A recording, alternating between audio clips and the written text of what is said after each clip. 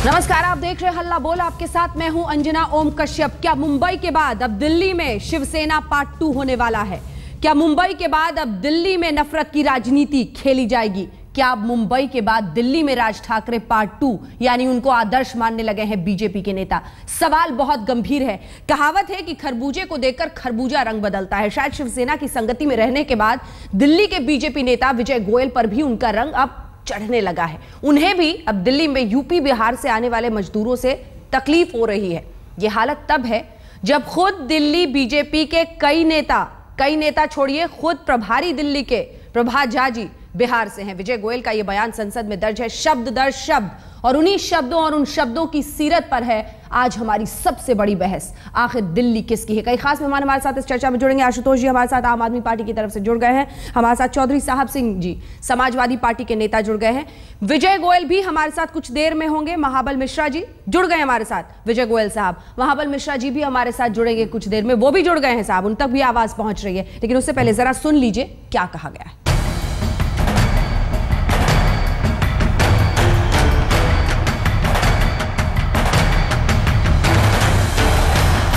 विजय गोयल बने ठाकरे। मुंबई के बाद दिल्ली में भी यूपी बिहार विवाद। आखिर किसकी है दिल्ली? ये सवाल पैदा हुए हैं उस बयान से जो राज्यसभा में बीजेपी नेता विजय गोयल ने दिया और दिल्ली की तरक्की में यूपी बिहार से आने वाले लोगों को रुकावट का जिम्मेदार ठहरा दिया। विजय गोयल का ये तर्क मुंबई के ठाकरे बंधुओं को उस बयान जैसा है जिसमें मुंबई की मुसीबतों के लिए यूपी बिहार के लोगों को जिम्मेदार ठहराया जाता है। इसीलिए बयान आते ही कांग्रेस ने गोयल को दिल्ली का राज ठाकरे जैसा कह दिया। मामला बढ़ता देख गोयल ने अपने बयान पर सफाई देने में ही भलाई समझी और घिसा पिटा पुराना बहाना बता दिया कि बयान को तोड़ मरोड़ कर पेश किया गया। मेरे बयान को जो निहित स्वार्थी लोग तोड़ मोड़ के पेश कर रहे हैं, उनको चाहिए कि मेरा बजट भाषण पढ़ें और फिर उसके बाद मेरी तारीफ करें। शायद विजय गोयल भूल गए कि एक वक्त शीला दीक्षित ने भी जब ऐसा ही बयान दिया था और बाद में कह दिया था कि बयान को तोड़ा मरोड़ा गया, तो उस वक्त बीजेपी ने उन्हें माफी नहीं दी थी। कोई दिल्ली नगर जो है वो माना जाता है कि सबसे खुशहाल नगर है, तो यहाँ बिहार से भी यूपी से भी सब जगह से लोग यहीं आ जाते हैं। क्या करें आप और मैं, रोक तो सकते नहीं उन्हें। साफ है कि शीला और विजय गोयल के बयान में समानता है। शीला ने कानून व्यवस्था के लिए दोष दिया और विजय गोयल ने विकास के लिए यूपी बिहार को दोष दिया। वजह अलग है लेकिन सवाल एक ही है, क्या दिल्ली मुंबई के लिए यूपी बिहार के लोग मुसीबत की सारी जड़ हैं या फिर दिल्ली में अपनी जिम्मेदारियों से पल्ला झाड़ने के लिए नेताओं का ये सबसे आसान और शर्मनाक बहाना है? आज तक ब्यूरो।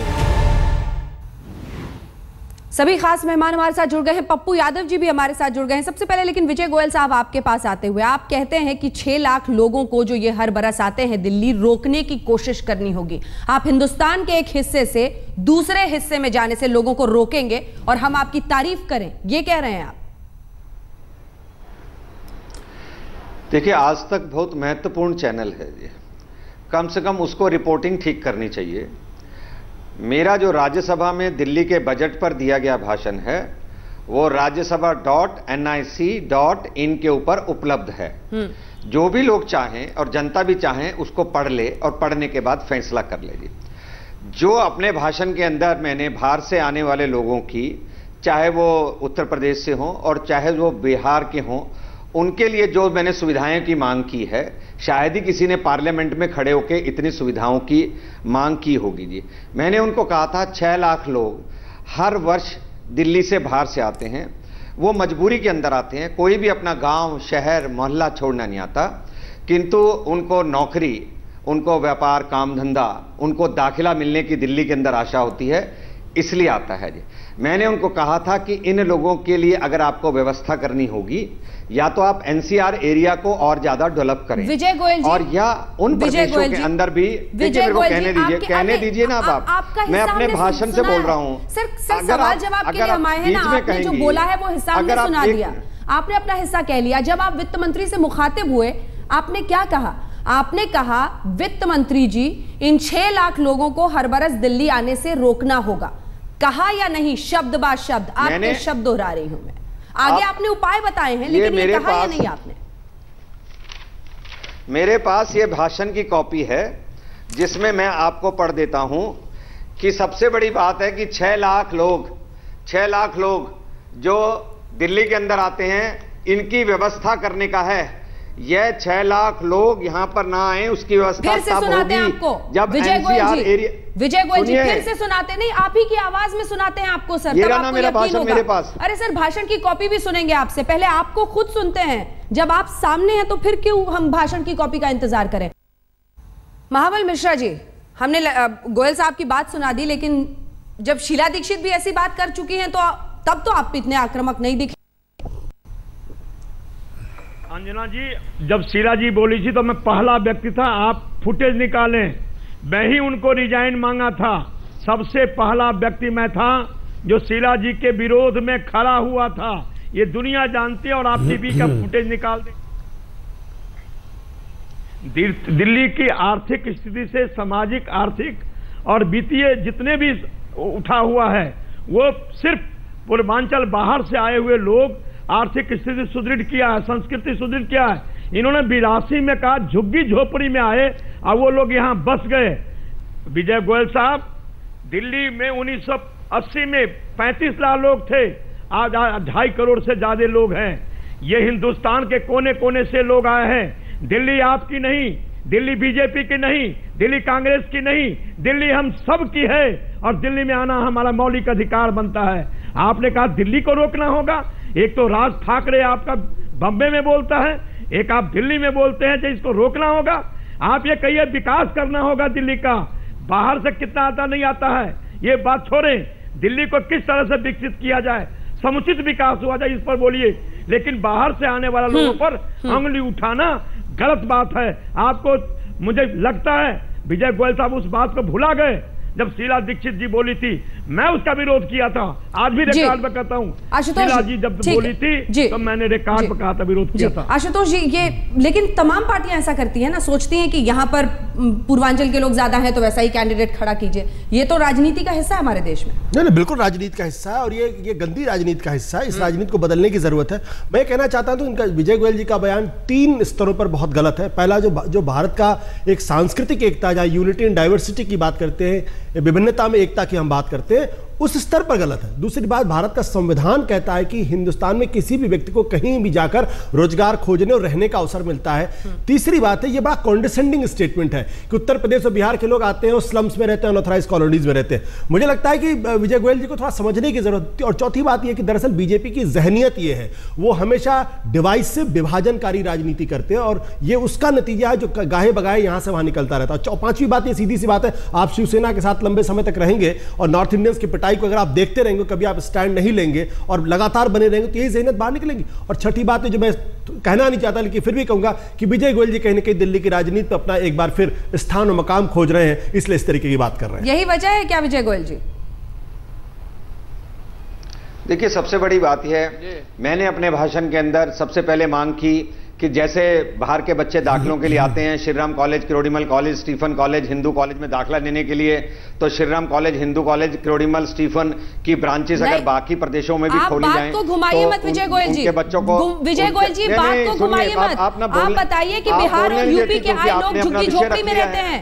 आप ये कहिए, क्या आप कह रहे हैं कि बिहार और यूपी के लोग झुग्गी झोपड़ी में रहते हैं? ये सेंट्रल यूनिवर्सिटी। एक सेकंड महाबल मिश्रा जी, बात समझिए। क्या आप कह रहे हैं कि बिहार और यूपी के आए लोग झुग्गी झोपड़ी में रहते हैं?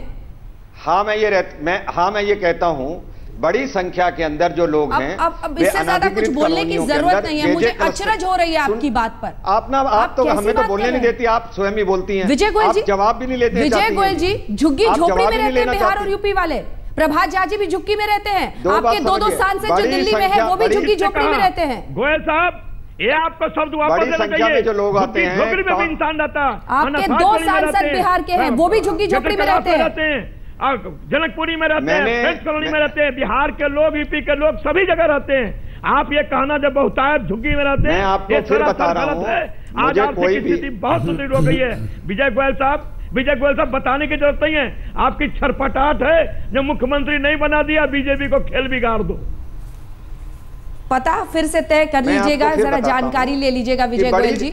आपके भी पार्टी के तमाम ऐसे नेता हैं जो बिहार और यूपी से आते हैं। सम्मान देना होगा इस देश के संविधान का, जो मुझे भी, आपको भी और देश के हर नागरिक को हक देता है कि वो जहां चाहे वो रह सकता है। और इसके साथ अगर राजनीति होगी तो इसका मतलब समझिए, आप नफरत फैलाएंगे। दिल्ली इससे पहले मुंबई देख चुकी है, मुंबई ये आग झेल चुकी है। जरा सोच समझकर बयान होना चाहिए। रंजन साहब भी हमारे साथ जुड़े हुए हैं और सिंह साहब भी यहाँ पर मौजूद हैं। दो ऐसी पार्टियां जो दोनों अलग अलग राज्यों की, जिन यूपी बिहार का जिक्र कर रहे हैं विजय गोयल साहब।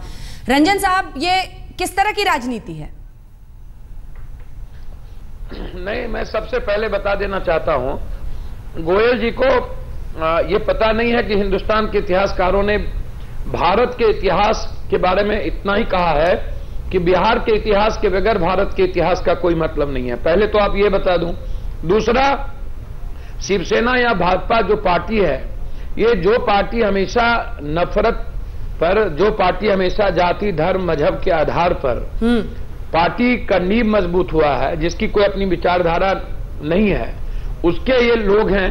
तो इसलिए गाली देने के अलावा कोई काम तो है नहीं। तीसरा यह है कि बिहारियों को गाली जिस तरीके से, जिस बिहारियों को दुनिया में नालंदा, विक्रमशिला या वैशाली या जो हमारी संस्कृति रही है, जिसका सम्मान विश्व के इतिहास में गांधी जी किया करते थे, प्रथम राष्ट्रपति राजेंद्र बाबू थे, लॉ मिनिस्टर बिहार के थे, जिस बिहार की विरासत है, और उस बिहार के बारे में, जिस बिहार के लोगों ने दुनिया को बनाने में, देश को बनाने में अपना अहम भूमिका निभाई है, जी जी, इसमें कहीं कोई दो मत नहीं है। चाहे वो गुजरात चले जाएं, चाहे महाराष्ट्र चले जाएं, चाहे दिल्ली चले आए, जिस बिहार और उत्तर प्रदेश और पूर्वांचल की बात, मैं केरल की, मैं इनको एक बात बता देना चाहता हूं कि इनके जो यहाँ अत्यधिक कॉलेजेज हैं, उसमें बंगाल के टीचर, उनमें केरल के टीचर, बिहार के टीचर, उत्तर प्रदेश के टीचर, पूर्वांचल के टीचर, जो जिनसे ये ज्ञान शिक्षा लेते हैं, वो अत्यधिक रूप से यहाँ पर है। इनको इस बात की जानकारी है कि नहीं, ये सदन में इनके वित्त मंत्री, जो विद्वान वित्त मंत्री हैं अरुण जेटली साहब ने इस बात को स्वीकार किया है।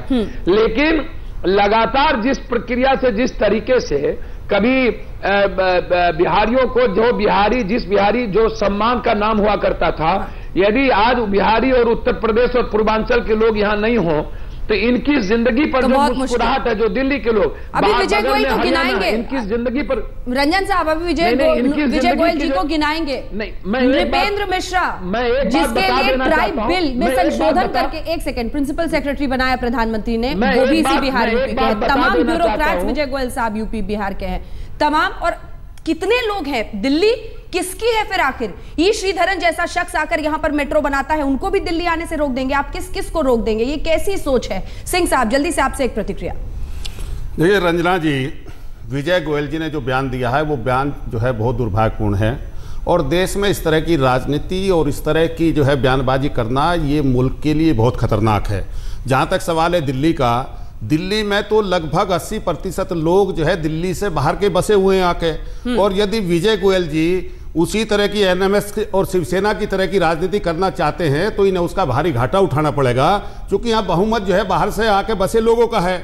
जहां तक सवाल है दिल्ली की व्यवस्था का, आप प्योर पॉलिटिक्स पे आ गए, बस घाटा और नुकसान। नहीं, मैं पॉलिटिक्स की बात नहीं कर रहा हूं, मैं उनकी बात का जवाब दे रहा हूं रंजना जी। मैं साथ साथ में ये कहना चाहता हूं कि दिल्ली की जो व्यवस्था है, चाहे वो दिल्ली पुलिस हो, चाहे दिल्ली के अधिकारी हो, दिल्ली के कर्मचारी हो, दिल्ली के अध्यापक हो, सारे यहाँ ज्यादातर सब लोग बाहर के जो है यहाँ दिल्ली को चला रहे हैं और दिल्ली का काम कर रहे हैं। हाँ, और जहां तक उत्तर प्रदेश और बिहार का सवाल है, उत्तर प्रदेश और बिहार का आदमी मेहनत कश है, और वो मान लिया दिल्ली में जो है यहाँ पे आके वो दिल्ली में काम करते हैं, या दिल्ली को बनाने के लिए, दिल्ली को सुरक्षित करने के लिए यदि वो काम करते हैं, तो इस बार हम बहुत कम वक्त के लिए आए हैं, लेकिन फिर भी एक ऐसा मुद्दा जो कि महत्वपूर्ण है, इस पर भी बात होनी चाहिए आशुतोष जी की क्या 6 लाख अगर वाकई आते हैं तो उनके लिए एक अलग तरीके से बजट बना। आप ये नहीं कह सकते कि रोकिए उनको, लेकिन अलग से प्लानिंग, बजटिंग की जरूरत है।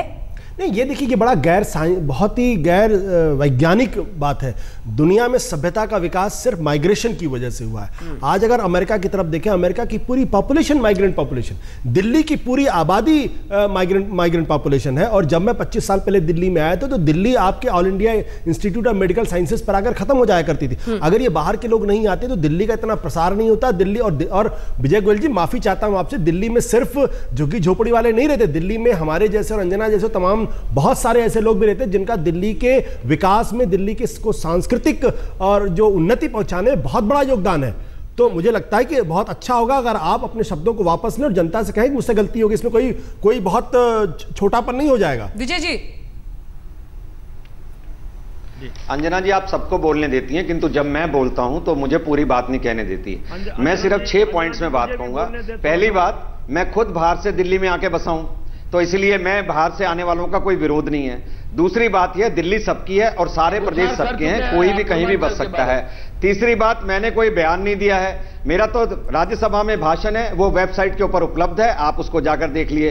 पांचवी बात है, मैंने ये जो लोग बाहर से आए हैं इनके लिए आवास की मांग की, मैंने पानी बिजली की मांग की, मैंने उनके लिए हॉस्टल की बात की, मैंने उनके लिए कॉलेज की बात की, मैंने बात की कि वो प्रदेश।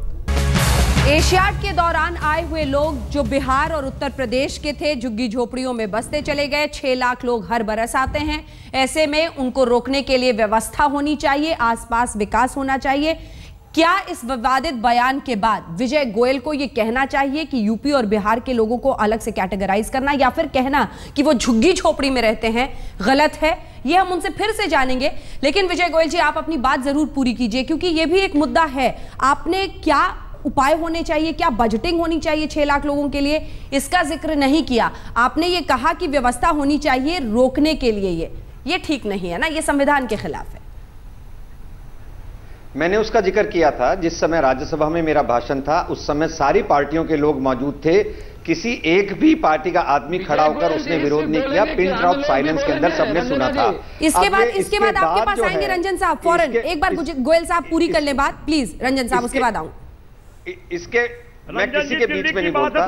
इसके बाद जो है, इसके बाद में जो है, बाद में राजनीति करने के लिए लोग खड़े हुए हैं। उस दिन सदन के अंदर एक भी व्यक्ति नहीं बोला था। दूसरी बात यह, मैं तो खुद बाहर से आकर बसा हूं, हम क्यों विरोध करेंगे किसी आने का? दिल्ली सबकी है, सारे प्रदेश सबके हैं, कोई भी कहीं पर बसे। मैंने सिर्फ उनकी लिए व्यवस्थाओं की बात की थी कि भी आप एनसीआर की डेवलप करो, इन बाहर से आने वाले लोगों के लिए हॉस्टल का निर्माण करो, इनकी बिजली पानी दो, इनको आवास दो, इनको और अधिक सुविधाएं दो, एनसीआर एरिया का भी डेवलपमेंट करो। मैंने तो बल्कि उनके लिए सुविधाएं मांगी थी। अब अगर गलत तरीके से चीजें पेश करें तो उसके लिए मेरा जो भाषण है वो राज्यसभा की वेबसाइट पर उपलब्ध है, उसको पढ़ लीजिए। इसलिए मेरा यह कहना है कि दिल्ली सबकी है, जो मर्जी आके बसे, सबका इसके अंदर योगदान है। पर जो लोग मजबूरी में आते हैं, अगर उनके प्रदेशों में विकास हो जाए तो उन लोगों को आने की जरूरत नहीं होगी। छोटे छोटे हॉस्टल्स के अंदर, दबड़ों के अंदर लोग, बच्चे बेचारे आके पढ़ते हैं। अगर उनके यहां भी अच्छे कॉलेज खुल जाएं, श्रीराम स्टीफन हिंदू कॉलेज खुल जाएं, जैसे कि एम्स अगर पटना में खुलेगा, तो उनको दिल्ली आने के लिए एम्स की जरूरत नहीं पड़ेगी। हमारी सरकार ने कहा है कि सारे प्रदेशों के अंदर एम्स खोला जाए, इसलिए सारे प्रदेशों में विकास होगा। तो लोग अब मजबूरी के अंदर अपना गांव, कस्बा, शहर छोड़कर नहीं आएंगे। तो खोलिए ना, किसने रोका है आपको? ध्यान से पढ़ेंगे। बीजेपी शासित राज्यों में करिए ना कमाल। उत्तर प्रदेश, राजस्थान, विजय गोयल साहब, करिए बीजेपी शासित राज्यों में कमाल, डिमांड्स की है। करिए राजस्थान में कमाल, वहीं से आप राज्यसभा सांसद हैं अगर मैं सही हूं।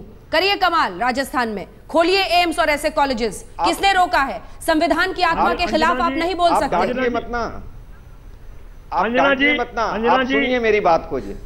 आपको हमने इसीलिए कहा है कि हम सब तरफ विकास चाहते हैं, और अपने भाषण में हमने यही कहा कि एक प्रदेश से दूसरे प्रदेश में व्यक्ति तब जाता है, और ज्यादातर लोग वो आते हैं जो काम धंधे और नौकरी की तलाश के अंदर हैं, और इसीलिए ये जरूरी है कि उनके लिए आवास, हॉस्टल, ये सब व्यवस्थाएं हो, उनके प्रदेशों में विकास हो, एनसीआर में विकास हो। आप ध्यान से पढ़िए भाषण को, तो आपको सब समझ आ जाएगा। और अगर पॉलिटिक्स करनी है तो किसी एक शब्द को पकड़ के लटकेंगे तो उसका कुछ फायदा नहीं होगा। और मेरा इन लोगों से भी अनुरोध है कि भाई पॉलिटिकलाइज मत कीजिए।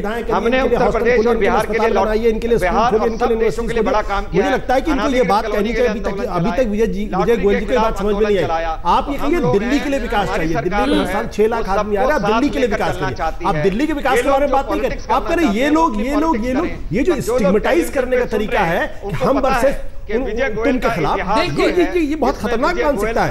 और विजय जी वरिष्ठ पॉलिटिशियन है, केंद्र में मंत्री भी रहे, उनको ये बात समझनी चाहिए कि इस तरीके का भाषा का इस्तेमाल करना ठीक नहीं है। हिंदुस्तान अपनी बुनियाद में माइग्रेंट सोसाइटी, हिंदुस्तान में बहुत सारे लोग जो है वो विदेशों से आए हुए हैं, ऐसे बहुत सारे लोग, पूरी कंट्रीज बनी हुई है। उनको ये पता नहीं अजीब क्या बात कर रहे हैं, मेरी तो समझ में नहीं आ रही विजय जी का। राजस्थान से आके यूपी से यहाँ पर आकर बस गया है, उनके बच्चों को दाखिला मिलना चाहिए। ऐसा ना हो उनके बच्चों को, फिर वही बात, इनके बच्चों को दाखिला देना चाहिए। मुझे लगता है समझता हूँ इनके जो आप कर रहे हैं वो भी इसी देश के नागरिक हैं, पासपोर्ट वीजा लेके अब दिल्ली आएंगे। रंजन साहब कुछ बोलना चाह रहे हैं। रंजन साहब अंजना जी, मैं एक बात सबसे पहले बता दूं कि जो लोग जिनकी अपनी जमीन नहीं होती है इस देश में, जिनका जो जगह नहीं, जो दूसरों के सहारे गठबंधन और नरेंद्र भाई मोदी के सहारे जो लोग या इस तरह के कभी भी जो लोग चुनाव जीतते हैं या दलाली करके और माफिया और कॉर्पोरेट, दिल्ली को किसने लूटा है? इसी पुलिस प्रशासन, नेता, माफिया और कॉर्पोरेट लोगों की मिली भगत से तो आज तक गरीबों का शोषण होता रहा है दिल्ली में। और ये गरीब, ये जो आम लोग हैं, झुग्गी झोपड़ी में रहने वाले, जिनको ये गाली देते हैं, इनको पता होना चाहिए कि वही ठेला वाला, वही सब्जी बेचने वाला, फल बेचने वाला, झुग्गी झोपड़ी में रहने वाला, टेम्पू चलाने वाला, रिक्शा चलाने वाला, इसी बीजेपी और इसी कई लोग बिहारियों को गाली देने वाला अरविंद केजरीवाल का जन्म इन्हीं शोषण के दी पर हुआ। अरविंद केजरीवाल जो आए, नहीं तो आने की क्या जरूरत क्या थी? सिर्फ एनसीआर को डेवलप करने की बातचीत हो, लेकिन आम लोग, जो पूर्वांचल के लोग हैं, जो यहां पर आकर के मेहनत करते हैं, जो जिंदगी को बदलते हैं, जो सब कुछ देते हैं और जो देश के अनेक हिस्सों में जाकर, दुनिया के अनेक हिस्सों में जाकर के उसकी आर्थिक समृद्धि, उसके विकास को, उसकी गति को, पंजाब को सबसे अत्यधिक किसने मजबूत किया? वहां के किसानों को सबसे अधिक किसने मजबूत किया? सबसे ज्यादा मजदूर मेहनत करने वाले हिंदुस्तान के लोग, सबसे ज्यादा आईटी सेक्टर में इस हिंदुस्तान में नौजवान जो आए, बैंकिंग सेक्टर में जो आए, टीचर में जो आए, प्रोफेसर में जो आए, आईएएस आईपीएस, वो कौन है? वो बिहार के लोग हैं। सबसे ज्यादा इतिहासकार कौन है? संघर्ष करने वाले लोग कौन है? गांधी ने अपना संघर्ष की धरती कहां पर चुना? यदि आपको मैं बता देना चाहता हूं, ये तो बिहार के नेतृत्व का सवाल है। बिहार के नेतृत्व चुप हो जाते हैं राजनीति करने में, अन्यथा मैं समझता हूं हजार राज ठाकरे, बाल ठाकरे और हजार दलाल जैसा नेता, विजय गोयल जैसा नेता पैदा हो के भी कभी बिहारियों को गाली दे दे और उसके बाद मेरा नेतृत्व चुप रहे, ये शर्म की बात है। यदि हम आम आदमी और जन की हित, पूर्वांचल के लोगों का हित नहीं कर सकते हैं, तो हमें कोई राइट नहीं बनता है कि एक नेतृत्व को लेकर के आगे बढ़ने का। हम आत्मसम्मान और आत्मस्वाभिमान के साथ कतई समझौता नहीं करेंगे। इस देश के गरीबों के साथ, इस देश के भारतीय भाषाओं के साथ, इस देश के छात्रों, नौजवानों को रंजन साहब पड़ी है, तब तक संघर्ष हुआ है, शोषण पड़ा है और दिल्ली ने शोषण किया है, दिल्ली के दलालों ने, माफिया गठजोड़ ने। मैं विजय गोयल जी को एक बात कह देना चाहता हूं, 5 से 10 साल के अंदर पूर्वांचल के लोग, उत्तर प्रदेश और बिहार और केरल के लोग इस दिल्ली में मुख्यमंत्री के कुर्सी पर बैठेंगे। ये लोग सपना न देखे कि हम मुख्यमंत्री के कुर्सी पर ये कभी लौट के आएंगे। ये लड़ाई है हम लोगों की। रंजन साहब, ठीक है, रंजन साहब, विजय गोयल जी, एक जल्दी से इस पर आप रिस्पॉन्स दे दीजिए, उसके बाद सब अन्य लोगों के पास जाना है। जल्दी से रंजन साहब थोड़ा सा सांस ले लीजिए, जल्दी से। विजय गोयल साहब, इसका मतलब समझते हैं आप, कितना गंभीर मुद्दा है ये हमारी, आपकी, ये वो, इनका नहीं है, ये सब भारतीय हैं। अंजना जी, विजय गोयल साहब भुला गए हैं। एक बार गोयल साहब से जवाब ले लीजिए। आईएएस से लेके, आईपीएस से लेकर के, टीचर से लेके, फैक्ट्री में काम करने वाले से लेके, आज संख्या देखे, विजय गोयल साहब इस बात को भुला गए हैं। विजय गोयल साहब, आप शब्द वापस लीजिए, आप माफी मांगे। आपके भारतीय जनता पार्टी की दोहरी काला चेहरा नहीं दिखाई देना चाहिए। आप जैसे लोगों को माफी मांगना चाहिए। गोयल साहब की बाल ठाकरे वाली जवाब सुन लीजिए, आप माफी मांगिए। गोयल साहब, आज दिल्ली में पत्रकार 90% पत्रकार बिहार यूपी से है। आज दिल्ली में टीचर 40,000 है, आईएएस है, आईपीएस है। आपसे किसी फैक्ट्री में काम करने वाले लोग हैं, सिर्फ झुग्गी में रहने वाले लोग नहीं है, वो भी इंसान है। चाणसाईगढ़ी में रहने वाले वो भी इंसान है। लेकिन आप जैसे लोग जो काला चेहरा वाला भारतीय जनता पार्टी के गोयल साहब, अविलंब विजय गोयल जी का जवाब सुन लीजिए सर। घर को घेरेंगे। मिश्रा साहब, गोयल साहब, मुझे नहीं पता कि महाबल जी कौन से प्रदेश से आते हैं। मैं तो खुद हरियाणा से आके हम लोग यहाँ बसे हैं, इसलिए हमारा किसी का भी विरोध करने का कोई मतलब नहीं है। दिल्ली सबकी है, सारे प्रदेश सबके हैं, सब यहाँ पर आएंगे। बिहार में एक मधुबनी जिला है। प्लीज मिश्रा साहब। हाँ, इसलिए हमारा ये कहना है, दिल्ली सबकी है, जो भी प्रदेशों से लोग आके बसे हैं उन सब का कंट्रीब्यूशन है। इसलिए किसी भी चीज को गलत तरीके से मत समझें। मैंने अपने भाषण में जो लोग प्रदेशों से यहां पर आए हैं उनकी दिक्कतों, उनकी समस्याओं को उठाया था, उनके लिए व्यवस्थाओं की मांग की थी। मेरे भाषण को पढ़िए और उसके बाद जानिए। अगर पॉलिटिक्स ही करनी है तो उसका मेरे पास कोई जवाब नहीं है, पर मैं उन लोगों में हूं जिन्होंने लॉटरी को बंद कराने का काम किया। लॉटरी गरीब लोग खेलते थे। मैं उन लोगों में हूं जिन्होंने अनाधिकृत कॉलोनियों के लिए संघर्ष किया। मैं उन लोगों में हूं जिन्होंने झुग्गी झोंपड़ियों के लिए संघर्ष किया, और चाहे वो झुग्गी झोंपड़ी हो, चाहे वो कॉलोनीज हो, और चाहे वो कोई हो, सभी जगह सभी प्रदेशों के लोग रहते हैं। मेरा सिर्फ दोबारा से रिपीट कर रहा हूं, मैं चाहता हूं सब प्रदेशों में विकास हो, ताकि मजबूरी में जो लोग आ रहे हैं वहां यहां पर नहीं हो, किंतु जो लोग यहां पर आए हैं उनके लिए व्यवस्थाएं हो, उनके लिए हॉस्टल हो, उनके लिए बिजली हो, उनके लिए पानी हो, उनके लिए एनसीआर का डेवलपमेंट हो। मेरा इन सारे पैनलिस्ट से अनुरोध है कि कृपया करके पॉलिटिलाइज मत कीजिए। देश की जनता आपको देखती है। मेरे भाषण को राज्यसभा.nic.in पर पढ़ लीजिए, उसके बाद बात कीजिए। ऐसी पॉलिटिक्स करके देश के लोगों के अंदर नेताओं के प्रति नफरत मत पैदा करिए। जिसे आप राजनीति कह रहे हैं ना, वो सिर्फ जवाबदेही के लिए सवाल है। जल्दी से सिंह साहब। अंजना जी, देखिए, सब जानते हैं कि पिछले दिनों जब दिल्ली का चुनाव हो रहा था विधानसभा का, तो गोयल साहब जो है दिल्ली के मुख्यमंत्री बनना चाहते थे, तो इनकी पार्टी ने उम्मीदवार नहीं बनाया। तो लगता है ये उसी फ्रस्ट्रेशन का, इनका जो इन्होंने बात कही है, उसी के फ्रस्ट्रेशन में इन्होंने इस तरह की बात कही है। और अब चूंकि फिर चर्चा चली है कि दिल्ली के चुनाव होने जा रहे हैं, तो लगता है शायद ये उसमें कुछ अपना जिस तरह का बयान दिया उसमें इस तरह को कुछ लाभ देख रहे हूं। लेकिन जहां तक सवाल इनके बयान का है, चाहे वो बीजेपी हो, एमएनएस हो, शिवसेना हो, ये पार्टियां जो है फासिस्ट प्रवृत्ति की पार्टी हैं। तो इस तरह की बात कहना और इस तरह का वातावरण देश में पैदा करना और देश का वातावरण बिगाड़ना और देश में जो है बंटवारा करना और प्रदेशों में, जाति में, धर्म में, भाषाओं में देश को बांटना और उसका लाभ उठाना, तो ये इनकी प्रवृत्ति है। तो मैं समझता हूं कि जो बयान उन्होंने दिया है, जिस तरह का बयान दिया है, ये संविधान के खिलाफ है, ये बयान देश की भावनाओं के खिलाफ है, ये देश की जनता के खिलाफ है। और ये जो बयान इन्होंने दिया है, ये इतना खतरनाक और इतना खराब बयान है कि इसकी जितनी निंदा की जाए वो कम है। सभी खास मेहमान हमारे साथ हैं। वक्त की कमी, आप सबसे गुजारिश करूंगी जल्दी जल्दी आशुतोष जी आपसे शुरुआत करते हुए, रास्ता कैसे निकलेगा अगर इस बड़े मुद्दे को वाकई एड्रेस करने के लिए संजीदा है पार्टियां? मैं तो सिर्फ एक ही बात कहता हूं कि राजनीतिज्ञों को अपनी मानसिकता बदलने की जरूरत है, और जो बहुत मुश्किल काम है बहुत आसान काम भी है। बहुत मुश्किल भी और आसान भी है। मुश्किल तो कितना है ये विजय गोयल जी मुझे आज एहसास हो गया, क्योंकि आज आप बैठकर आज तक पे बोल गए कि हाँ झुग्गी झोपड़ी में रहते हैं बिहार यूपी वाले, और आप मानने को तैयार नहीं है कि ये संवेदनहीन बयान है और संविधान के खिलाफ है। विजय गोयल जी,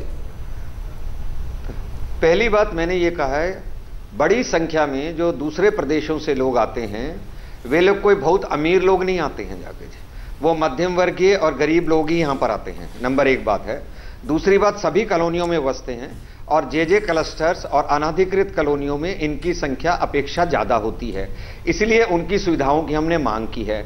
जब मैंने राज्यसभा में बोला था तो इन सारे के नेता वहां पे बैठे हुए थे, उनमें से किसी ने कोई ऑब्जेक्शन नहीं किया था, सबने तारीफ की थी कि विजय जी दिल्ली की समस्याओं के ऊपर बात उठा रहे हैं। तो मैं ये समझता हूं कि दिल्ली सबकी है, सब लोग यहां पर आ सकते हैं, किंतु दूसरे प्रदेशों में अगर विकास होगा तो जो लोग मजबूरी में आते हैं वो नहीं आएंगे, और जो लोग दिल्ली में आ गए हैं उनके लिए व्यवस्था करनी चाहिए सरकार को। एनसीआर का एरिया डेवलप करना चाहिए, झुग्गी झोपड़ी, अनाधिकृत कॉलोनी, बाकी कॉलोनियों के अंदर विकास करना चाहिए, और जो लोग बाहर से आए हैं, स्टूडेंट्स खास तौर से, उनके लिए हॉस्टल्स का निर्माण होना चाहिए। महाबल मिश्रा जी, आपसे शुरुआत करते हुए, रास्ता कैसे निकलेगा? सिर्फ राजनीति होती रहेगी या कुछ दिखता है आगे?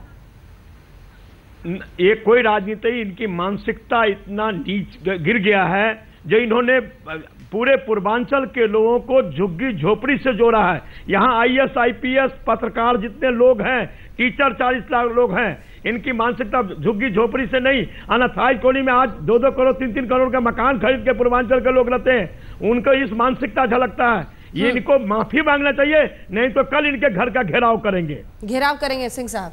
देखिए, ऐसा है, मैं तो ये कहूँगा कि भगवान जो है गोयल साहब को सद्बुद्धि दे कि वो जो है देश के संविधान के खिलाफ और देश के लोगों की भावनाओं के खिलाफ बात ना करें, अपने बयान को वापस लें और देश में ऐसा माहौल पैदा करें कि देश का एक अच्छा वातावरण बने और सब लोग मिलजुल करें, क्योंकि ये देश सभी का है और सब जगह आने जाने की आजादी है। रंजन साहब,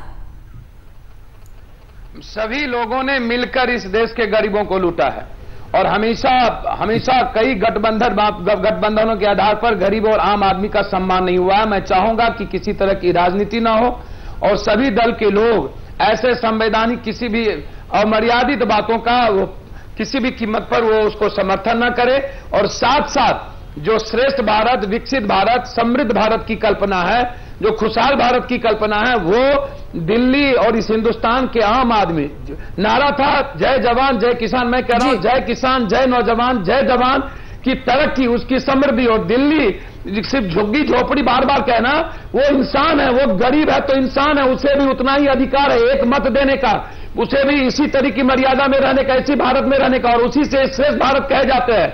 82 करोड़ लोगों को फूड बिल सोनिया गांधी जी ने ला करके दिया है। क्या आप उस गरीब को गाली देंगे जिसके थाली में खाना नहीं है? इसीलिए आप सिर्फ पत्रकार या IAS।